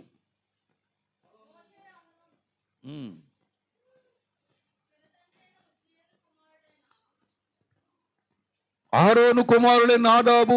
లేవియాకాండం 10:1. అహరోను కుమారులు నాదాబు, అబీహులు తమ తమ ధూపార్తులు తీసుకొని వాటిలో నిప్పులుంచి వాటి మీద ధూపద్రవ్యం వేసి యెహోవా తమకు ఆజ్ఞాపింపని వేరొక అగ్నిని ఆయన సన్నిధికి తేగా అంటూ ఉంటున్నాడు. ఏమండి? ధూపార్తులు ఏం తీసుకొచ్చారు? వేరొక అగ్ని. ఇప్పుడు బలిపీఠములో ఉన్నటువంటి అగ్నికి బయట ఉన్న అగ్నికి తేడా ఏంటి? ఏమండి? అది అగ్నియే, అయ్యి నిప్పులే, ఇవి కూడా నిప్పులే. దాన్ని ముట్టుకున్నా కాలుతుంది, దీన్ని ముట్టుకున్నా కాలుతుంది. పోనీ అగ్నికి ఎవరన్నా సరే కొంచెం ఏదన్నా మురికంటించగలరా? అగ్నికి కాలుతున్నటువంటి పెనం మీద ఎర్రగా కాలిపోతుంది. ఆ పెనం మీద ఏమని నూనె పోసి ఇలా మనం అలా అనగలమా? అగ్నే కదా. కానీ అక్కడ అహరోను కుమారులు ఏం చేశారు? వేరొక అగ్ని తీసుకొచ్చారు. వేరొక అగ్ని తీసుకొచ్చి అగ్ని దాని మీద ధూపద్రవ్యం వేసినప్పుడు దేవుడిని యెహోవా ఏం చేశాడంట? చంపాడు. ఎందుకని? దేవుడు ఆజ్ఞాపించిందే అండి బలిపీఠం నిప్పులు. దేవుని ఆజ్ఞాపించిందంటే బలిపీఠం నిప్పులు ఏంటి? బలిపీఠం నిప్పులు తీసుకురావాలి. ఎందుకంటే ప్రత్యక్ష గుడారములోనికి ఏదొచ్చినా సరే అది ప్రతిష్ఠితము, అది పరిశుద్ధము. అదే పరిశుద్ధము. బయట అగ్ని కూడా 2 ఒకలాగా ఉంది కదా. అబీహు నాదాబు కూడా మనకలాగా ఆలోచించడా? మనం అలాగా ఆలోచించమా? ఏదైతే ఒకటేనండి. ఏ సంఘమైనా ఒకటే, ఏ బైబిల్ అయినా ఒకటే, ఏ పాట అయినా ఒకటే, ఏ చర్చ్ అయినా ఒకటే అనుకోమా? కానీ కాదు. యేసుప్రభు నమ్ముకుంటే సరిపోదు కానీ బాప్తిజం పొందితే నీటిలో మునగాల? నీటిలో మునుగుతేనే రక్షించబడతామా? యేసుప్రభు నమ్ముకుంటే రక్షించబడమా? అంటే అరే దేవుని మాట వినక్కడ ఈ ప్రశ్న ఎందుకు వచ్చింది నీకు? బాప్టిజాలు రకరకాలైన బోధలు ఉన్నాయి. కొంతమంది బాప్టిజం ముంచడం బాప్టిజం అంటారు, కొంతమంది చిలకరింపు అంటారు, కొంతమంది జెండా కింద వందనం అంటారు, కొంతమంది సిలువ గుట్టేసి ఇదే నీకు బాప్టిజం ఉంటూ ఉంటారు. కొంతమంది బాప్టిజం అంత అవసరం లేదండి, ప్రభుని అంగీకరించడం లేదా, పాపాలు కడుక్కొనడం లేదా అని, పాపములు ఒప్పుకొనడం లేదా అని అడుగుతూ ఉంటారు. దేవుడు గందరగోళాన్ని కర్త గారు. దేవుడు ఒకే మాట కట్టుబడి ఉంటాడు. హల్లెలూయా. ఆయన మాట అవునంటే అవును, అంతేగాని పర్వాలేదురా, నువ్వు నా దగ్గర యేసుప్రభుని అంగీకరించావు కదా, నన్ను అంగీకరించావు కదా, నీ పాపాలు క్షమించాను కదా, బాప్తిజం పొందకపోయినా పర్వాలేదని చెప్పేసి రాజు ఎప్పుడూ నీతో చెప్పాడా? లేదులే, నువ్వు జెండా కింద వందనం చేసావు కదా అంటాడు ఆయన. ఒప్పుకోడండి. ఒకవేళ ఒప్పుకున్నట్లయితే నేను నాదాబు అబీహులు కూడా చేసింది కూడా ఒప్పుకోవాలి. ఎందుకంటే అది అగ్ని, ఇది అగ్నియే కదా. ఒప్పుకుంటాడా ఒప్పుకోడా? ఇంకో మాట చెప్తాను. సౌలు ఉన్నాడు, సౌలు రాజు ఉన్నాడు. ధర్మశాస్త్ర ప్రకారంగా దేవునికి ఏమి అర్పించాలి? దహన బలులు అర్పించాలి. దహన బలులు అర్పించడానికి వచ్చినప్పుడు అక్కడికి వెళ్ళి ఆ దేశమునికి వెళ్ళి వాళ్ళందరినీ చంపివేసి ఆ దేశాన్ని జయించి ఆ దేశంలో ఉన్నటువంటి బాగా బలిసినటువంటి పశువులను తీసుకొచ్చాడు కదా. ఎందుకో మనుషుల ఉద్దేశం మంచిదా చెడ్డదా? మంచిదే, ఉద్దేశము మంచిదే. కానీ సౌలుకి వచ్చినప్పుడు సౌలు ఎందుకు దేవుడు తృణీకరించాడు? అందరిని చంపేశాడు, కానీ పశువులు తీసుకొచ్చాడు. మంచిదా కాదా? దేవునికి దానబలి అర్పించమని అనుకోండి, గొర్రె మేకలు ఉన్నాయనుకోండి, దానబలి అర్పించి నువ్వు తీసుకొస్తావు, తీసుకురావా? కయ్యుల్లో తీసుకొస్తాం. ఇప్పుడు మన కలిగిన దాంట్లోంచి తీసుకుని వస్తాం. హేబేలేమో గొర్రెలోంచి కొన్ని గొర్రెలు దిగొచ్చాడు. కయ్యూనేమో తనకు పండిన పంటలోంచుకొని. ఇప్పుడు కయ్యూను చేసిన తప్ప ఒప్ప? కయ్యూను మన ఆలోచన ప్రకారం కయ్యూను చేసింది కరెక్టే. తను కలిగిన దాంట్లో తీసుకొచ్చాడు, తప్పేంటి? అలాగే సౌలు కూడా ఆ దేశంలో అందరినీ ఓడించి ఈ యొక్క పశువులను తీసుకొని వచ్చాడు. దేవుడు చూడండి ఎంత ఖచ్చితంగా, ఎంత పర్ఫెక్ట్గా ఆయన కట్టుబడి ఉంటాడో ఆలోచన చేయండి. కానీ సౌలుని ఏం చేశాడు దేవుడు? ఎందుకని తృణీకరించాడు? దేవుని మాట వినలేడు. దేవుని మాట, నీ పొట్టేళ్ళు ఎవడికి కావాలి? నీ పొట్టేళ్ళు కురువెవడికి కావాలి? నేను తెమ్మని చెప్పానా? నేను అర్పించమని చెప్పానా? నా మాట ఇంటికి వెళ్ళలేదు. చంపివేయమన్నప్పుడు చంపేయాలంతే. దేవుని బిడ్డలారా, ఆ పనులు చేయలేదు, చిన్న పనులే కదండి. వాళ్ళు మంచి ఆలోచన చేసుకుని వచ్చారు కదండి. ఈనాడు క్రైస్తవ సమాజం ఇక్కడే బోల్తా పడిపోయింది. వాళ్ళు తమ సొంత బుద్ధిని ఆధారం చేసుకుంటూ, వారి స్వబుద్ధిని ఆధారం చేసుకుంటూ, వారి యొక్క నీటి పనుల మీద ఆధారం చేసుకుంటూ ఉంటున్నారు. నీటి కార్యముల మీద ఆధారపడిపోతూ ఉంటున్నారు. నీటి పనుల మీద ఆధారపడిపోతూ ఉంటున్నారు. స్వబుద్ధిని నమ్ముకుంటూ ఉంటున్నారు. సొంత ఆలోచనలు నమ్ముకుంటూ ఉంటున్నారు. సొంత అభిప్రాయాలను అభిమానించుకుంటూ ఉంటున్నారు. సౌలులాగా, అబీహులు నాదాబులాగా తమ సొంత ఆలోచనలో పడిపోతూ ఉంటున్నారు. ఈనాడు ప్రభు బలం దగ్గరకు వచ్చినప్పుడు ద్రాక్షారసం కంటే థమ్సప్ ఇస్తున్నారు. Thums Up, autos. ప్రభు వాళ్ళ రొట్టె విరవడానికేమో బేకరీ బన్ తీసుకొస్తున్నారు. అది బన్నే, ఇది బన్నే, అది రొట్టె, ఇది రొట్టె. కానీ అది పులిసింది, ఇది పులియండి. దేంతో పండగ చేయమన్నాడు దేవుడు? మరి ఈ మాట మనుషులకు బుర్రకు ఎక్కట్లేదు. మనుషులకి ఏదైతేనేటండి. ఈనాడు మనుషులు వ్యాపారస్ దగ్గరికి వెళ్ళిపోతూ ఉంటున్నారు, ఎస్ఎల్సీల దగ్గరికి వెళ్తూ ఉంటున్నారు. దేవుడు ఎందుకు ఇది ద్రాక్షారసం అని ఎందుకు చెప్పాడు? ఇది గోధుమ రొట్టెని ఎందుకు చెప్పాడు? లేకపోతే ఏదో రసం అని చెప్పచ్చు కదా, ఏదో పిండి ముద్ద అని చెప్పచ్చు కదా. ఎందుకు ఈ మాట చెప్తుండే? సౌలు చేసిన తప్పేంటి? నాదాబీలు చేసిన తప్పేంటి? ఆ టైంలో, ఆ కాలంలో మనం ఉంటే మనం ఒకటి అలాగే చేస్తాం. నిప్పుల మీద ఆ ధూపద్రవ్యేశ్వరుని పొగ రావడమే కదా కావాలి. దేవునికి ధర్మశాస్త్ర ప్రకారం దేవునికి దానబలు అర్పించాలి కదా.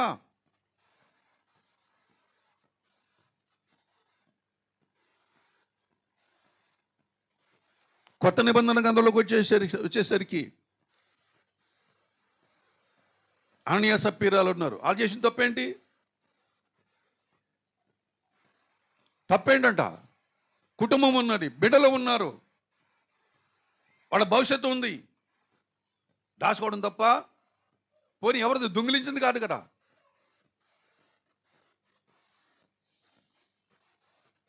తప్పేంటి తెలుసా? వాళ్ళు దేవుని దగ్గర తీర్మానం చేశారు, కానీ తీర్మానం తప్పిపోయారు. అది తప్పు. తీర్మానం చేయకుండా ఉండవలసింది. చేసిన దారి తప్పిపోయారు. అందుకని అన్నయ్య సప్యరాల గురించి లేఖనం ఖరాటికంగా మాట్లాడుతూ ఉంటుంది.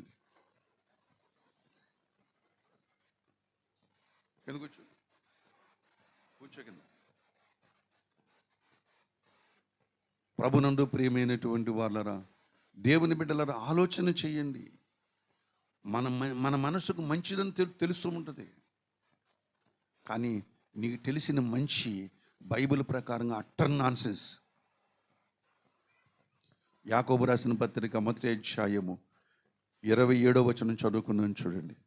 చదువుకుని ముగించేసుకుందాం. తండ్రైన దేవుని ఎదుట పవిత్రమును నిష్కలంకమునైన భక్తి ఏదనగా, చదవమ్మా. ఇహలోక మాలిన్యము తనకంటకుండగా తను కాపాడుకొనుటయే ఉంటున్నాడు. నిజమైన భక్తి అది. ఏంట భక్తి అది? ఇహలోక మాలిన్యము. ఈ లోక సంబంధమైన మాటలు సంఘాల్లోనికి రావడానికి వీలేదు, కుటుంబంలో రావడానికి వీలేదు. కానీ ఈ లోక సంబంధమైన మాటలన్నీ కూడా కుటుంబాల్లోకి వచ్చేసినాయి, సంఘాల్లోకి వచ్చేసినాయి. సంఘము చెబుతుంది దీవించు దీవించు దీవించు అని చెప్తుంది. లోకం చెప్తుంది శపించు శపించు శపించు అని చెప్తుంది. ఇప్పుడు సంఘములో ఉన్నదేంటి? ఈర్ష్య, ద్వేషం, అసూయ, కక్షలు, విమతములు, భేదములు అన్నీ కూడా శరీర సంబంధమైనవి ఉంటున్నాయి. అందరూ ప్రేమ గురించి మాట్లాడతాడు, అందరూ ప్రేమ గురించే మాట్లాడతారు. ఆ ప్రేమే వాళ్ళ జీవితంలో ఉండదు. దేవుని బిడ్డలారా, మరి యాకోబు రాసిన పత్రికలో ఈ 1వ అధ్యాయములో 27వ వచనములో ఒక్కసారి మన జీవితాన్ని సరి చేసుకుందాం. చూసుకుని తక్కెళ్ళు చూసుకుని ఆ వచనాలు ఒక తక్కెట్లో పెట్టి ఈ పక్క తక్కెట్లో కూర్చుని దేవుడి తేలాదిస్తూ ఉంటాడు ఇలాగ. అప్పుడు ఏముంటుంది అక్కడ? ఏమండి, నువ్వు తేలిపోతావు, ఆ వాక్యం అలాగే ఉండిపోతూ ఉంటుంది. తుయ్యలేదు అలాగా బెల్షస్సర్ రాజుని? నువ్వు తక్కిడిలో చోటు తూయగా నువ్వు తక్కువగా కనబడితేమంటూ ఉంటాడు. అంతేగాని మెనే టికేలు పార్సిన్ అనే మాట వచ్చింది అక్కడ. ప్రభు నుండి నువ్వు తోచగా నువ్వు తక్కువ కనబడి నీ రాజ్యం దగ్గర నుంచి వెళ్ళిపోతుందని చెప్పేసి దేవుడు చెబుతూ ఉండు. అనగా రాజ్యము కాదు, రాజ్యములోంచి నువ్వు విసిరవేయబడుతున్నామని చెప్తున్నాడు అక్కడ. ఏ రాజ్యం అది? బెల్షస్సర్ రాజ్యము కాదు, దేవుని రాజ్యములోకి వెళ్ళకుండా నువ్వు పక్కకు గెంటి వేయబడుతున్నామంటే నీ స్థానాన్ని ఇంకొకటికి ఇవ్వాలని ప్రయత్నం చేస్తున్నాడు ఆయన. ప్రభునందు ప్రియమైన వారు, ఇహలోక మాలిన్యం మనకు అండకుండా ఉండాలంటే చాలా జాగ్రత్తగా మనము సమాజముతో ఉండాలి, ఓర్పుతో ఉండాలి, సహనముతో ఉండాలి. కొన్నిసార్లు మనల్ని నిందిస్తూ ఉంటారు, మాట్లాడకూడదు. కొన్నిసార్లు ద్వేషిస్తూ ఉంటారు, నోరు మూసుకో. కొన్నిసార్లు నీ మీద చెడ్డగా మాట్లాడుతూ ఉంటారు. ఉప్పు కారం తిన్నవాడు పరుషం ఉండాలి కానీ లోకం హెచ్చరిస్తూ ఉంటుంది. ఏ విధము చేత నేను మలినం చేయాలని చూస్తూ ఉంటాడు ఈ లోకాధికారి. ఏ విధము చేత నేను మలినం చేయాలి, ఏ విధము చేత నేను పాడు చేయాలి, ఏ విధము చేత నీ వస్త్రాలు దొంగిలించాలని దుష్టుడు చూస్తూనే ఉంటూ ఉంటాడు. అందుకని దావీదు అన్నాడు, భక్తిహీనుడు నా కంటపడగా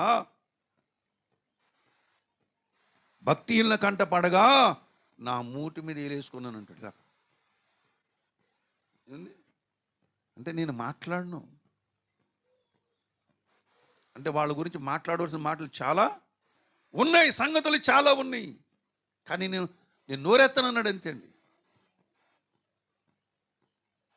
ప్రభునందు ప్రియమైనటువంటి దేవుని బిడ్డలారా, దేవుడు తేబోతున్న రాజ్యము సామాన్యమైనది కాదు, అది యుగయుగాలు ఉండే రాజ్యం. అది ఆ రాజ్యములో నీవు యుగయుగాలు ఉండాలి. నీతో పాటు నేను ఉండాలి, నాతో పాటు మీరందరూ కూడా ఉండాలి, మనందరూ యేసుతో పాటు ఉండాలి. హల్లెలూయా. అందుకొరకు సంఘ సేవ, అందుకొరకు సంఘము సిద్ధపడుతూ ఉంటున్నది. అందుకొరకు మనల్ని మనం సిద్ధపరచుకోవాలి. అందుకొరకు మనల్ని మనం సిద్ధపరచుకోవాలి. ప్రభునందు నాకు అత్యంత మిక్కిలి ప్రియమైనటువంటి వాళ్ళరా, అందుకొరకే మాట్లాడుతూ ఉంటున్నాడు. దేవుని బిడ్డలారా, ఈ మాటలు మీ మనసులో పెట్టుకోండి, జాగ్రత్త పడండి. ఇహలోక మాలిన్యం అంటకుండగా మారు మనసును కాపాడుకోండి, పరిశుద్ధతను కాపాడుకోండి, నీతిని కాపాడుకోండి. నిషిద్ధమైన ఏది కూడా దాంట్లోనికి ప్రవేశించాడు. దేవుని బిడ్డలారా, బేకరీ బన్ కాదు, ఆటోస్ కాదు, థమ్సప్ కాదు, ఎసెన్షియల్ బాటిల్ కాదు. అలాగనుకుంటే నాకెందుకంటే ఇంత కష్టం, నేను వెళ్ళి 100 రూపాయలు పెట్టుకుంటే బాటిల్ వస్తుంది. నా సేవలో ప్రారంభం మొదలుకొని ఇప్పటి వరకు ఏ ప్రభు దినమందు కూడా ద్రాక్షారసం చేయకుండా ఉండలేడండి. అంత పెర్ఫెక్ట్గా దేవుని కార్యాల్లో ఉండాలన్న తపన. నాలో లోపాలు ఉండొచ్చు, నాలో లోపాలు ఉన్నాయి, కానీ దేవుని కార్యాలు చేసేటప్పుడు ఏ లోపము కూడా ఉండకూడదని తపన నాకు ఉన్నది. వాక్యము చెప్పేటప్పుడు లోపం ఉండకూడదు, దేవుని కార్యాలు చేసే లోపం ఉండకూడదు. నాలో లోపాలు బోడని ఉన్నాయి, నచ్చని విషయాలు చాలా ఉన్నాయి, నాకు నచ్చని విషయాలు నాకు ఉన్నాయి. కానీ నా నచ్చని విషయాలు నాకు కనబడుతున్నప్పుడు దాన్ని పోగొట్టుకోవడానికి ప్రయత్నం చేస్తున్నాడు. అది పోయినా ఉన్నా సరే దేవుని కార్యాలు మాత్రం ఉన్నతంగా నేను చేయలేదు. ఎందుకంటే దాన్ని శుద్ధి చేయవలసిన వాడు ఆయన పని చెప్పినట్టుగా చేయవలసిన నేను. శుద్ధి చేయవలసిన బాధ్యత ఎవరిది? ఆయనది. ఆయన మాట వినవలసిన బాధ్యత ఎవరిది? నాది. కడగవలసిన బాధ్యత, మిమ్మల్ని కడగవలసిన బాధ్యత ఎవరిది? ఆయనది. కడిగించుకోవలసిన బాధ్యత ఎవరిది? మీది. ఇలా చేసిన వాడు పరలోక రాజ్యంలో ఉంటాడండి. ఎన్నో లోపాలు ఉన్నాయి. ఎవరు? యెహోషువలో ఎక్కడున్నాడు? పరలోకంలో ఉన్నాడు. దావీదులో ఎన్నో లోపాలు, ఎన్నో పాపాలు ఉన్నాయి, కానీ దావీదు ఎక్కడున్నాడు? ఎందుకని? దేవుడు చెప్పిన మాట విన్నాడు అంతే. దేవుని బిడ్డలారా, దేవుడు చెప్పిన మాట విన్నాడు కనుక దావీదు దేవునికి ఇష్టడయ్యాడు. అలాగే మనలో ఎన్నో లోపాలు ఉండవచ్చు, కానీ దేవుడు చెప్పిన మాట విన్నట్టుగా చేసామనుకోండి, విధేయత ఉన్నవాడు ఎప్పటికైనా బాగుపడతాడు. విధేయత లేనివాడు ఎంత ఐశ్వర్యం ఉన్నా చెడిపోతాడు. దేవుని బిడ్డలారా, నిషిద్ధమైనది అక్కడికి వెళ్ళదు. ఏ విషయంలో మనం ధిక్కరించినా అక్కడికి మనం చేరుకోలేం. బాప్టి విషయంలో ధిక్కరించిన, సంఘ విషయంలో ధిక్కరించిన, ప్రభువుల విషయంలో ధిక్కరించిన, అపోస్తలుల బోధలో ధిక్కరించిన మనము దేవుని రాజ్యం చేరుకోలేము. ఇవన్నీ ధిక్కరిస్తూ ప్రపంచమంతా కాలినడక నడిచి సువార్త ప్రకటించినా సరే నువ్వు దేవుని రాజ్యం చేరుకోలేవు. నేను చెప్తున్నా, బైబిల్ చెప్తుంది. ఒకవేళ ఇంత ప్రకటన చేశాను ప్రభట, దేవుడు నిన్నెవడు చేయమన్నాడు రా, నేను చెప్పానా అంటాడు ఆయన. ప్రభునందు ప్రియమైనటువంటి వాళ్ళరా, కనుక మన ఆత్మీయ జీవితంలో నిషిద్ధమైనది దాంట్లోనికి వెళ్ళాడు, అసహ్యమైనది కూడా దాంట్లోనికి వెళ్ళాడు, అబద్ధమైనది కూడా దాంట్లోనికి వెళ్ళాడు. ఇది దేవుని సేవ, ఇదే సేవ అనుకుని అనేక మంది అనుకుంటారు. ఎన్నో సంఘాలు పుట్టుకొచ్చాయి, కానీ సంఘాల అపోస్తలులకు బోధ లేదు. నీ కాన్సెప్టే, నీ ఉద్దేశమే అక్కడ ఫెయిల్ అయిపోతుంది. అక్కడ కానీ నీ విశ్వాసం ఫెయిల్ అవడానికి వీల్లేదు, నీ భక్తి ఫెయిల్ అవడానికి వీల్లేదు, నీ శ్రమ ఫెయిల్ అవడానికి వీల్లేదు. పౌలు అంటాడు, మీ ప్రభునందు మీ ప్రయాసము వ్యర్థము కాదు. ఏంటి అక్కడ ముచ్చట్లు పెడుతున్నారు మీరు? పళ్ళు కిలించుకుంటా, నా వంక చూడకుండా.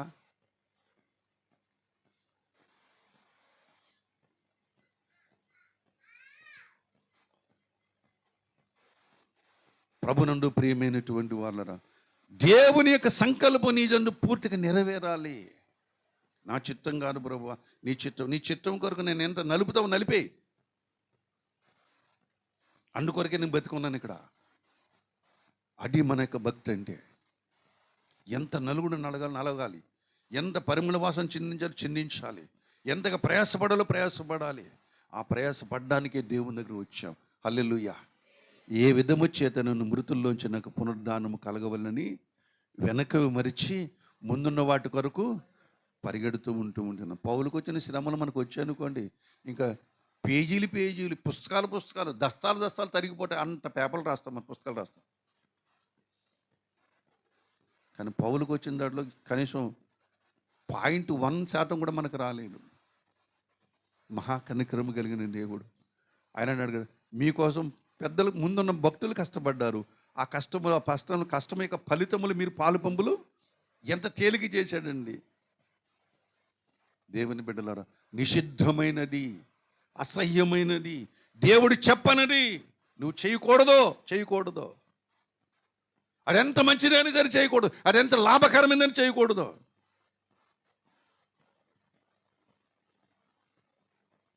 ఒక ఆయన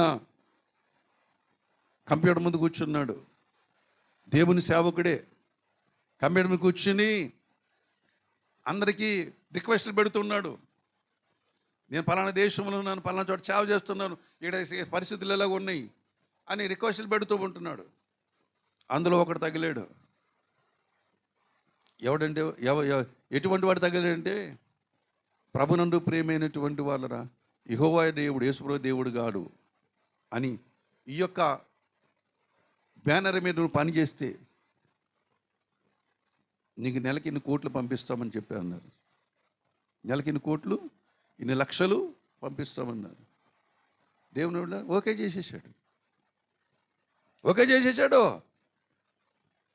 అక్కడి నుంచి మనుషులు పంపించారు. రాగానే ఒక బ్యాంచి ఇన్నోవా కారు కొనిచ్చేశారు అతనికి.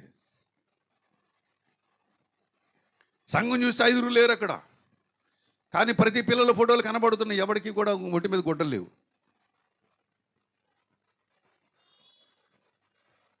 దేశములో గొప్ప సేవకుడికి సలామణి అయిపోతూ ఉంటున్నాడు. యేసుప్రభు ఎవరు కాదంట? దేవుడు కాదు, తండ్రియే దేవుడు. దేవుని బిడ్డలారా, ఏం చేశారు వీళ్ళు? యేసుప్రభుని అమ్ముకున్నారు. వీళ్ళ పరలోక రాజ్యం వచ్చేది, ఇలా దేవుడు సిద్ధపరిచేది లోకంలోకి వచ్చేది. నో, ఎవడైనా నన్ను వెంబడింప గోరిని ఎడల అనుదినము తన సిలువనెత్తుకొని నన్ను వెంబడించాలి. అటువంటి వారికే పరలోకం. దేవుని బిడ్డలారా, నీ యొక్క ఉద్దేశం అదై ఉండాలి, నీ గోల్ అదై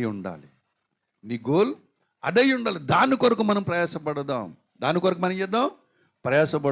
ఇక్కడ ఎంతమంది కూర్చున్నా కదా, ఎంతమంది నవ్వుల్లో మహిమ ఉండాలి. అక్కడ ఏముండాలి? అక్కడ మహిమలో ఆనందముతో ఉండాలి. ప్రభునందు ఈ బోధ వల్ల మిమ్మల్ని రక్షించుకోవాలి, ఈ బోధ వల్ల నన్ను నేను రక్షించుకోవాలి. నేను మిస్లీడ్ కాకూడదు, మిమ్మల్ని మిస్లీడ్ చేయకూడదు. దేవుని బిడ్డలారా, చేశానంటే దేవుని దగ్గర శిక్ష పొందుకుంటాను. నేను అబీహులు నాదాబు ఎలాగంటే శిక్ష పొందుకున్నా, అటువంటి శిక్ష నేను పొందుకుంటాను. వేరొక బోధ, వేరొక అగ్ని మన జీవితంలో రావడానికి వీల్లేదు. బలిపీఠములో ఉన్న నిప్పులే రావాలి. దేవుని వాక్యములో నుంచే నిప్పులు రావాలి. దేవుని వాక్యము నుంచే సత్యము రావాలి. దేవుని వాక్యము నుంచే జీవము రావాలి. దేవుని వాక్యము నుంచే అక్షయత రావాలి. అది దేవునికి ఇంపైన సువాసన. ప్రభునందు ప్రియమైన వాళ్ళరా, ఆ రాజ్యము కొరకు, ఆ దేశము కొరకు మనమందరం ఏం చేద్దాం? సిద్ధపడదాం, ఎదుర్కోవడానికి సిద్ధం. అతి త్వరగా. ఒకవేళ నేను 10 సంవత్సరాలు బతికాను అనుకోండి, ఇప్పుడు 64, 74, 80 ఖచ్చితంగా చూస్తాం. మనం ఖచ్చితంగా యేసు రాజ్యాన్ని మనం చూస్తాం. మనం బతుకుండగానే వస్తాడు ఆయన. ఒకవేళ నేను అంచులో చనిపోయాను అనుకోండి, మీరు చూస్తారు ఖచ్చితంగా. ఈ మాట గుర్తుపెట్టుకోండి. మీరు ఖచ్చితంగా చూస్తారు. చిన్నపిల్లలు చెప్పాక నిజంగా చూస్తారు వాళ్ళు. ప్రభునందు ప్రియమైన వాళ్ళరా, ఆయన మధ్యాకాశంలో రావడం చూస్తారు. భూమి మీద 1000 ఏళ్ల పరిపాలనకు వస్తూ ఉంటారు. భూమి మీద సాతాను రాజ్యం కూడా చూస్తూ ఉంటారు. ఈ ప్రపంచమంతా కూడా చూస్తూ ఉంటారు. ఈ ప్రపంచంలో ఎటువంటి విగ్రహము కూడా ఉండదు. ఏ రోడ్డు పక్కన, ఏ మూల ప్రక్కన ఎటువంటి విగ్రహం కూడా ఉండదు. ఒకే ఒక విగ్రహం ఉంటుంది. వాడు క్రీస్తు విరోధి యొక్క విగ్రహం ఉంటుంది. ఇప్పుడు పూజలు చేస్తున్న విగ్రహాలు ఏమీ ఉండవు. వాడే ఉండనివాడు, వాడే తీసేస్తాడు. దేవుని బిడ్డలారా, కానీ ఒక మాట గుర్తుపెట్టుకోండి, ఏడు ఉన్నా, ఎన్ని అద్భుతాలు జరగకపోయినా యేసు చెప్పినట్లు చెయ్యండి, దేవుని రాజ్యములు మీరు ఉంటారు. నాతో పాటు మీరు కూడా అక్కడ ఉంటారు, మీతో పాటు నేను కూడా అక్కడ ఉంటూ ఉంటాను. ప్రభునందు అది ఆనందకరమైనటువంటి లోకము. ఆ లోకములోనికి వెళ్ళడానికి సిద్ధపడదాం. మారు మనసు పొంది, బాప్తిసం పొంది, ప్రభునందు ప్రభు వల్ల పాలుపొంబలు పొందుతూ ప్రతి ఆదివారమున ప్రభు బల దగ్గర రావాలి. It's very careful, be careful. ప్రతి ఆదివారమున ప్రభు బల దగ్గర రావాలి. ఏమండి, ఒక ఆదివారమే కదా, 56 52 52 ఆదివారాలు సంవత్సరానికి, ఒక ఆదివారమే కదా అనుకుని తప్పిపోకండి. సౌలు చేసిన తప్పు మీరు చేయకండి. చేసి భక్తిహీనులు కావద్దు. దేవుని త్రాసు నుంచి విసరవేయబడవద్దు. అవసరమైతే నీ పనులన్నీ కాదనుకొని దేవుని పని చెయ్యండి. దేవుని మాట వినండి, నెరవేర్చి మీరు వెళ్ళి ఏ పనులను చేసుకోండి. దేవుడు తన రాజ్యం నుంచి చేర్చుకుంటాడు. ఎందుకంటే నువ్వు నా మాట విన్నావు నా కుమారుడా, నా మాట విన్నావు నా కుమార్తె, నీ పాపములన్నీ తుడిచివేశాయని చెప్పేసి తుడిచివేస్తాడు. ఇక్కడ తుడుస్తాడు. అక్కడికి వెళ్ళిన తర్వాత కూడా వెళ్ళకముందు, లోపల వెళ్ళకముందు కూడా బయట ఏం చేస్తాడైనా శుభ్రంగా తుడిచివేస్తూ ఉంటాడు. ఎందుకని? మంచోళ్ళమన కాదు, ఆయన మాట విన్నామని. వినుట ఏంటి? విశ్వాసం ఏంటి? దేనివల్ల కలుగుద్ది? వినుట వలన కలుగుద్ది. వింటమే. సౌలు వింటే బతుకుపోయేవాడు. అబీహులు వింటే, నాదాబు అబీహు వింటే బతుకుపోయేవాళ్ళు. కానీ ఈనాడు మనకి హెచ్చరిక అయ్యారు వాళ్ళు. ఈనాడు మనకి ఏమయ్యారు వాళ్ళు? హెచ్చరిక అయ్యారు. కాబట్టి భక్తిని జాగ్రత్త కాపాడుకోండి. దేవుని రాజ్యంలోకి వెళదాం. దేవుడి మాటలు మనం కూడా దీవించునుగాక. ప్రార్థన చేసుకుందాం. తల్ల వంచండి.